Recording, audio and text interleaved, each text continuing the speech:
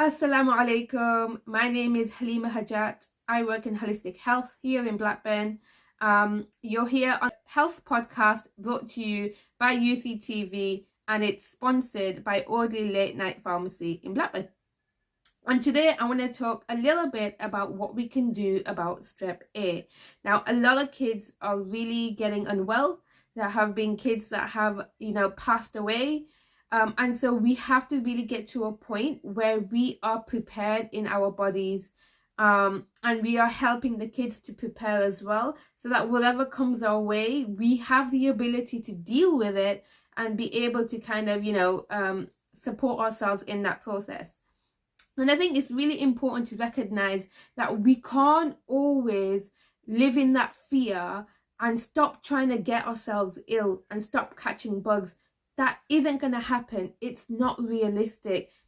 The kids go to school, they go to madrasa, they go to youth clubs. As parents, you might be working, you'll be going shopping, you'll be going in and out. And so we are all going to be catching bugs, viruses, bacteria from outside and from other places and bring it into our home.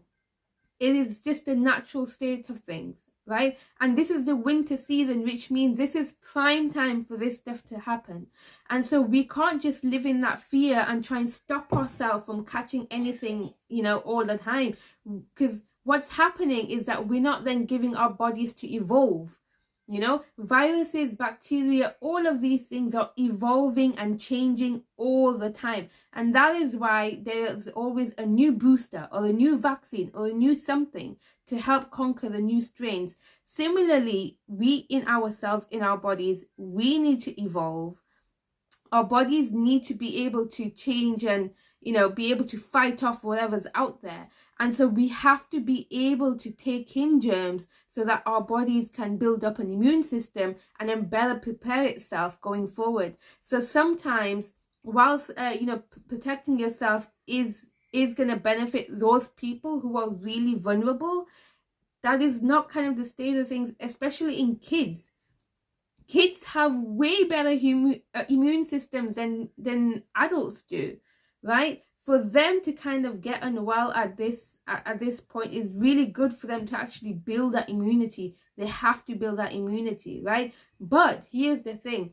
The StrepA, the Scarlet fever, all of these things that are going around, there have been fatalities. And so we need to make sure that we are actually preparing their bodies the way it needs to, so that come what may, inshallah, we're able to help them take care of themselves, they're able to recover well, and also we're helping ourselves in the process, right? And ultimately what we want is for their bodies to become stronger and more prepared for whatever comes their way in the future, inshallah. That's what we want, right? Okay, so a few things we need to do is we need to really look at how we are living our lives, right? How are we living? Are we just rushing around all day constantly, just picking up, doing school runs, doing the housework, going to work, what have you, just rushing around all the time? Because as parents, if we're like that, if we're on the go all the time, what that means is actually that our bodies are inside there's kind of a bit of chaos going on, right? And if there's chaos and overwhelm, let me tell you this, scientifically, your immune system comes down the more stressed and rushed you are. The more stressed and rushed you are, the lower immune system comes down. And here's the thing, if parents are like that, kids will be like that, because kids absorb everything like a sponge. And so even though they might not look how stressed you are, they are taking in everything that they feel from you. So if you want their immune systems to go up, you need to first actually calm yourself down, regulate yourself. You need to find balance in your lives in whatever you're doing, and that kind of calmness will bring calmness in them. And if they bring calmness in them, their immune system actually rises and flourishes as a reason. So let's be very clear on that. Adults, you have a role to play here as well, okay? Right, so kids and stuff, what we need to be doing is topping up their immune system from within, right? So raising their immune systems in whatever they need to. So number one, like you said, if you can reduce your stress levels, the kids will actually, what they're feeling inside will change and their immune systems will rise as well, number one. Number two is we need to help them feel more happy. Like negative feelings all dampen the immune system, like fear, stress, all of these things. But actually, happy hormones bring up the immune system. So find ways that they can be happy. What makes them happy when they're playing, when you're playing with them? Lots of cuddles and hugs and kisses. All of these things actually boost the immune system. So make sure you're finding time to fit all of these things in and really filling their cup. The more they are filled, the more they will thrive in their bodies, right? So do that. Topping them up in terms of food and nourishment, supplements. Find vitamins and minerals. There's lots of multivitamins out there on the market now. Generally, as a South Asian population, we are literally vitamin D deficient. We are probably so many vitamins deficient, right? And so we need to make sure that we can either top up on multivitamins. If you can go get tested either at the doctor's or just get a test from online, and just see what vitamins you lack in, so you know what you need to top up on, right? And just keep your bodies topped up. Top up with your food. Eat the right foods. If you're constantly eating takeaways, or if you're constantly doing fry-ups and eating things that are really processed and have loads of additives and extra salt and extra sugar and all of these things are like really toxic to your gut. It's really toxic to your body, right? And therefore, if your body is trying to use all of its energy to try and work through all of this food, to try and get rid of all the bad stuff and take all the good stuff, then there's hardly any energy left for your body to actually use for its own self to help improve the immune system, right? So you need to eat foods that are really like hearty, vegetables, broths, soups, all of this is really, really good stuff. Use seasonal vegetables.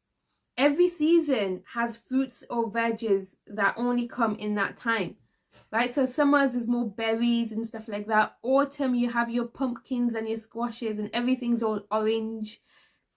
Winter, we have got more things like parsnips and things like that. Whatever vegetables and things that are more in season now, use those, because the whole point is there's wisdom in seasonal vegetables, in the fact that they're supposed to help you within that season, right? So look what's out there on the supermarket shelves and get good vegetables that are going to really really nourish the body, inshallah.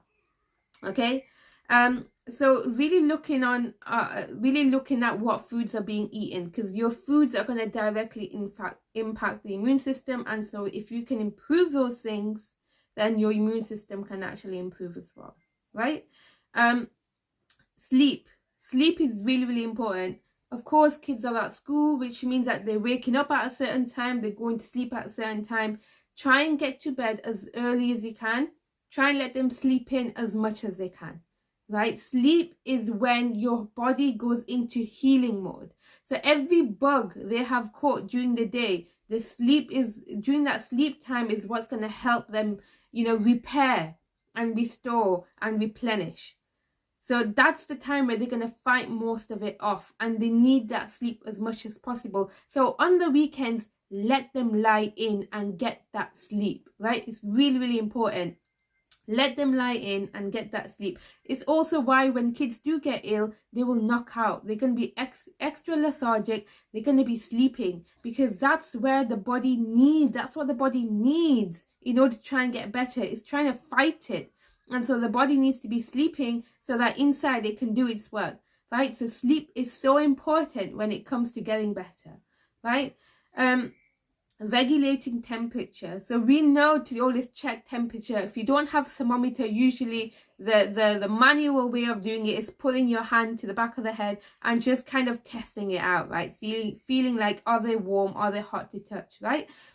And being able to regulate that temperature. So nowadays it's very easily give them a Calpol, give them ibuprofen, etc., which does work. But there are also easier ways. Just get a flannel and just put it under cold water, squeeze the water out and just put it on their head, and just the feeling of it as well, for them to feel like, yeah, there's something on my head, like it psychologically, they feel like, oh yeah, it's making me feel better, right? So but actually it helps to cool down as well. So you don't always need to be dishing out medication. There are other ways to also help regulate temperature, right?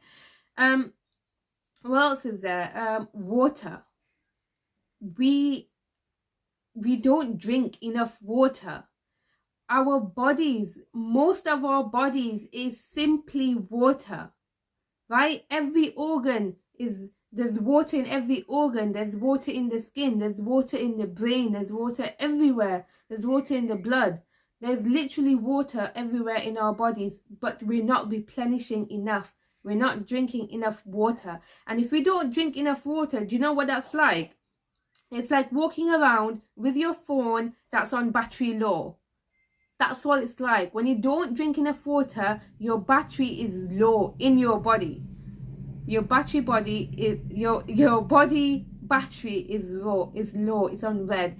And so you need to be drinking as much water as you can to bring that to the green. And so, you know, the energy is different. Your blood flow can flow better. Your brain is better hydrated. If your brain's better hydrated, it means it can actually help the body better, right? So really understanding the value of these simple things can make massive improvements to, like, you know, your bodies, yourselves as adults, but also children as well, right? Kids need to be feeling happy all the time. They need to be thriving and in their element, and that is what's going to really raise their immune system.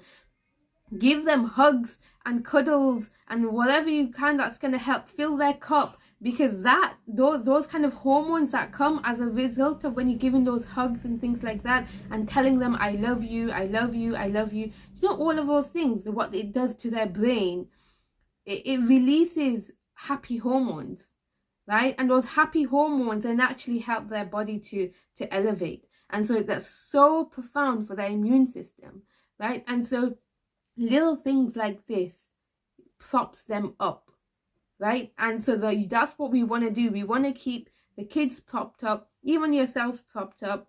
We want to kind of try and step away from the fear. I mean, there are kids that have passed away, so it's scary. If you see our kids getting ill, it's scary. Oh my God, what's going to happen, right? But some fear is understandable, but too much of it is detrimental. If you're going to have an over fear of it, you'll end up just, you know, that over fear will come into trying over doing things at home and stressing out more than, you know, maybe you should do. And actually that environment becomes more stressful for that child. And then that child's immune system will drop. And so we need to be really careful as well that we use fear well in the way that we prepare. In the way we use fear well in the way that we prepare. We take caution, we take action, right? But then, you know, we've done our bit now, alhamdulillah, and we just try and do best to facilitate whatever's going on. Okay, I hope this has been beneficial and useful, inshallah. If you have any questions for me at all from a more holistic perspective, understand that I come from a pharmacist background, so I have a lot of that background, but I also look at things from a more alternative and holistic well-being perspective. So if you have any questions, you're more than welcome to put it down in the comments below.